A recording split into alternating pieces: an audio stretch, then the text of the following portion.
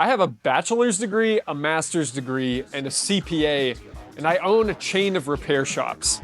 I ditched my white-collar career and went into business ownership in a blue-collar trade.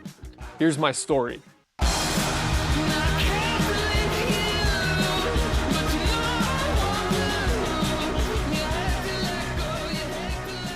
I graduated from college back in 2017 with a degree in accounting. And I was very, very excited to go and work for PwC, which is a huge accounting firm, globally located, focused on capital markets and accounting advisory services. What that meant is that I sat in the office in San Francisco for about 12 hours a day, 5 days a week, and I wrote accounting memos talking about how the US regulations for how to do appropriate accounting applied to very complicated accounting transactions.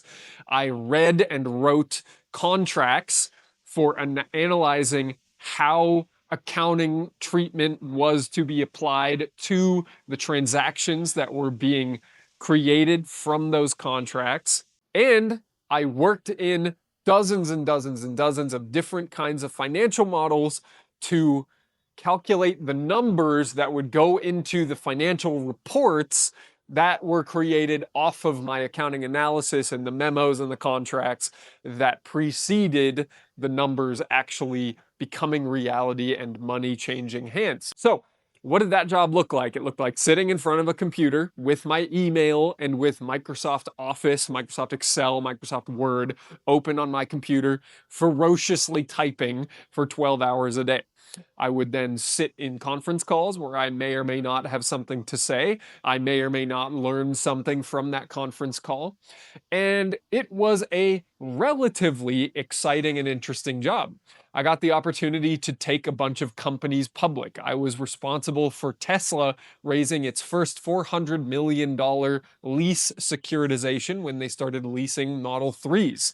I helped Uber go public.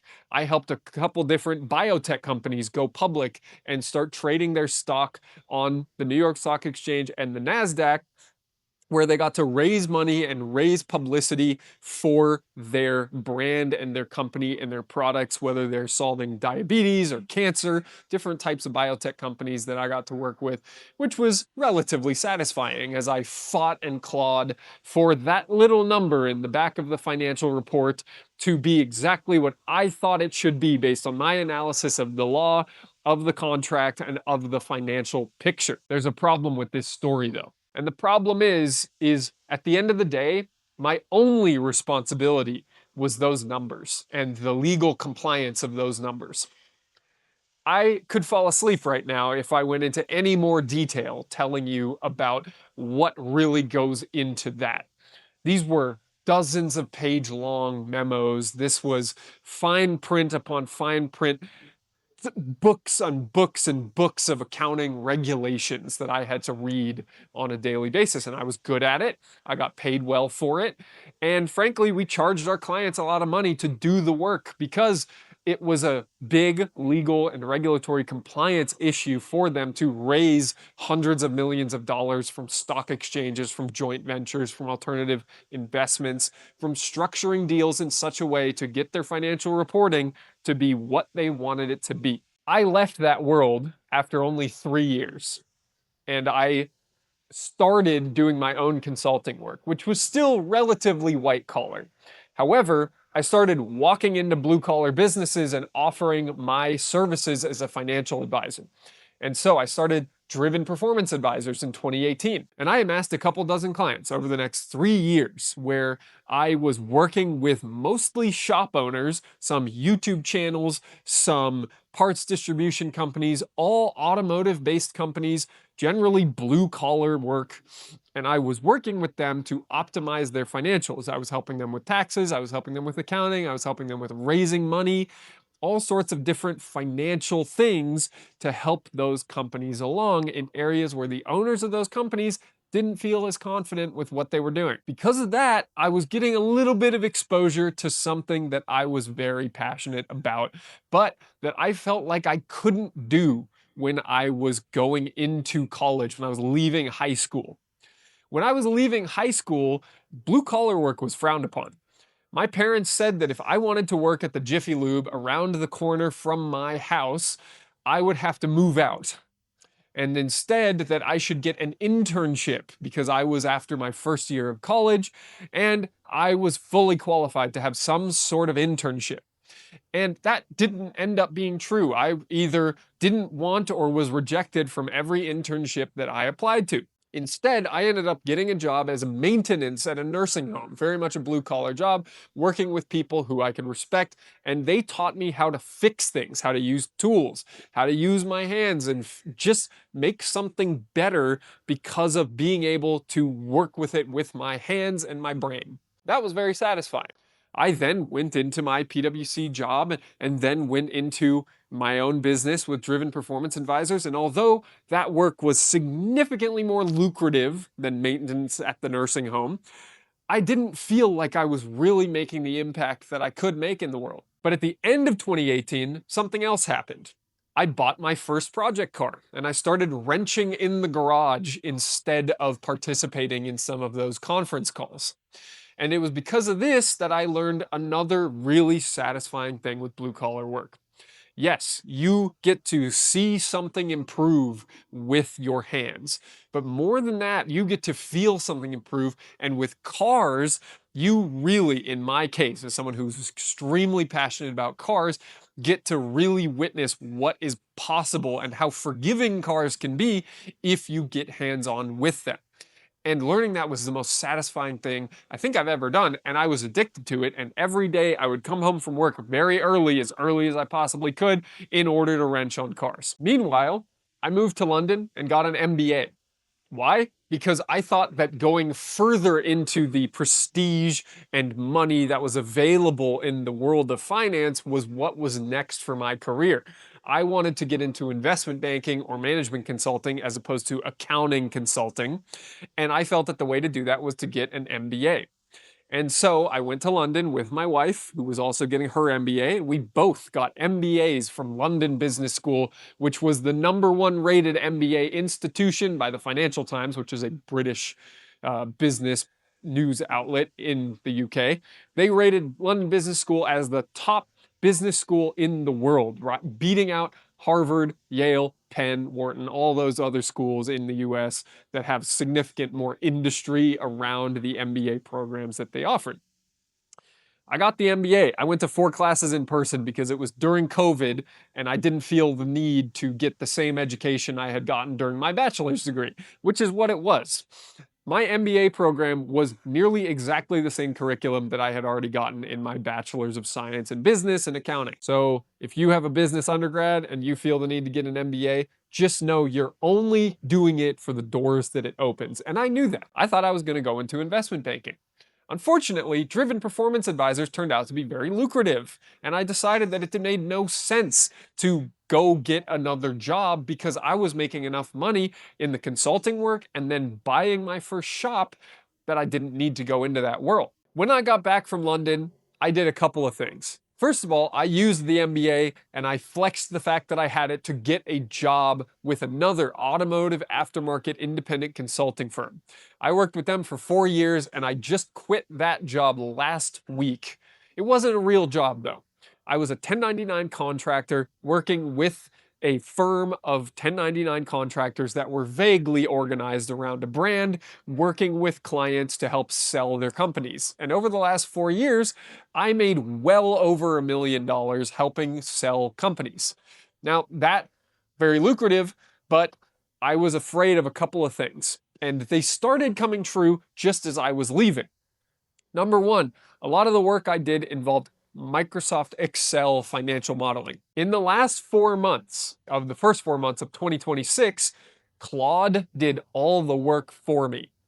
I didn't need to do any more financial modeling in Excel because AI could just do it for me. Another huge component of my job was building the marketing materials of a company. I had to go into a company, travel to their headquarters, talk with the owners and leadership of the company, get to know the company, what is a good selling point around them, what strategies are they employing, what technology do they use, what does their financial performance look like, what has it looked like over time, and how have those trends influenced the business, how has macroeconomic factors changed the way that business operated. And all these things helped me to build a picture that I could give to a private equity firm or a larger conglomerate of companies in that same industry and say, this is why you should buy this company. And I got very good at that. We sold companies up to $400 million in value, and that was very exciting. I got paid a ton of money for doing that, and I had a huge hand in understanding a very complicated but very profitable business to be able to sell it for hundreds of millions of dollars. That was great. But again, that's something that AI could now do in about 30 seconds. I don't need to fly there. I don't need to do any of that. You can take interview transcripts from a Zoom call, put it into AI, and it can spit out a 100-page slide deck for you in about 45 seconds. And what's the point?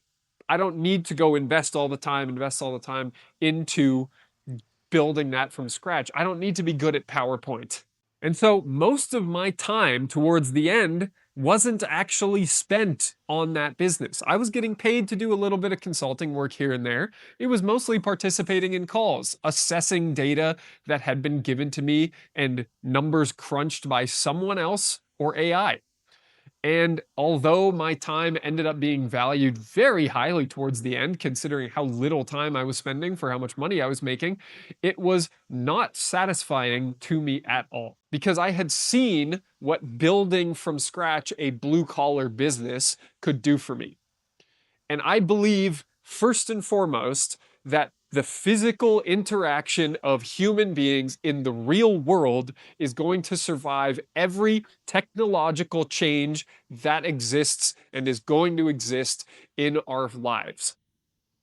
Let me say that again. Human interactions will beat all technological advancements that are made during our lifetimes. In the next 100 years, AI is going to take over the world. But if, as human beings, we do not have each other to relate to as a real person that you can make eye contact with, that creates all the sort of brain chemistry reactions that make for a good human experience, then you're going to be the most depressed person on the planet. If your whole life revolves around looking at screens and interacting with AI, you're going to kill yourself.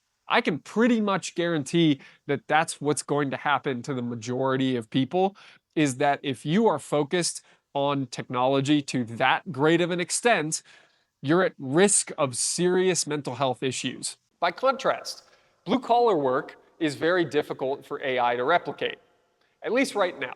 That's not to say that robots won't come out with precise enough abilities to be able to take over the job of an automotive repair technician or whatever other blue-collar job that you have.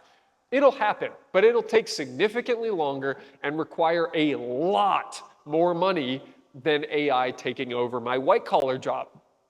That job's already gone. The blue-collar jobs, the technicians, the people who are lifting cars up into the air, taking the wheels off, and diagnosing complicated leaking vacuum lines in hard-to-reach areas, or diagnosing intermittently failing components that aren't based on any sort of algorithm, that's going to be a lot harder for technology to take away from us. And I believe, and I've made a very heavy bet on the fact that blue-collar work is going to survive for those two reasons. Number one, this work is insulated from AI. We are not at risk at the near term of AI taking these jobs away. And number two is because human interaction is going to make the human species survive to a greater extent and with greater thriving abilities and enjoyment of our lives than not. I could not stand a job where I didn't leave the house every single day. I think it is extremely valuable that you have a commute, that you get out of the house, and for me, that you engage in your passion, which is cars. And because I get to do that every day, and because you and everybody else has to involve and engage with cars in your day-to-day life, at least in the US here, where public transportation is pretty much non-existent, it is excellent to have this opportunity today. We're insulated from AI, we're in an industry where everybody will have better mental health, and we're dealing with and supporting people to engage in society in the real world with their vehicles. So, I'd be curious what you think about this. That's my theory and why I got out of white collar and into blue collar. Have you done the same? Do you think this opportunity is as big as I do? Do you think that your job is going to get taken from AI? And what are you doing about it today in order to make sure that you can preserve your career or pivot to the extent that you need to, like I did, in order to make sure that your income and your ability to contribute to society is retained over the course of your life? Because trust me, that is one of the most valuable things that you can do with your time, is figure out how to create value for society, to make money from it, and do that in a way that leaves you satisfied at the end of every single day. So I'm very grateful that I have found and continue to employ myself in that sphere for myself with cars and business around cars. I still get to use a lot of my accounting skills too. The numbers are just on a more finite scale. But that's what I got for you today. Let me know what you think. Leave a comment below. Thanks for watching and stay driven.